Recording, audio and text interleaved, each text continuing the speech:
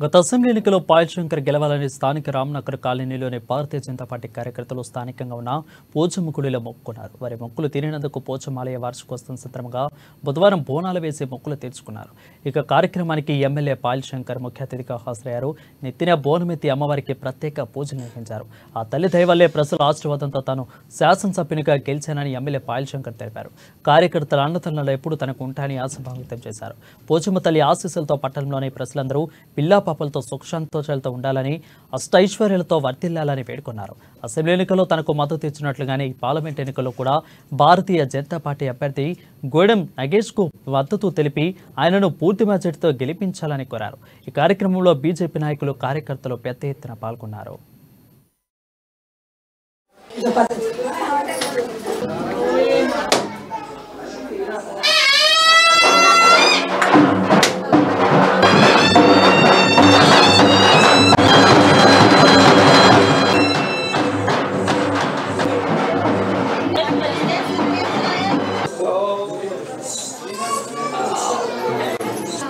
రామ్నగర్లో పోచమ్మ మందిరం నిర్మాణం పూర్తి చేసుకొని సంవత్సరం పూర్తయిన సందర్భంగా వార్షికోత్సవాన్ని పురస్కరించుకొని ఇక్కడ ఆ యొక్క అమ్మవారికి బోనాలు సమర్పించుకోవాలని ఈ వార్డు ప్రజలంతా కూడా నిర్ణయించుకొని ఈ యొక్క కార్యక్రమాన్ని పూర్తి చేయడం జరిగింది.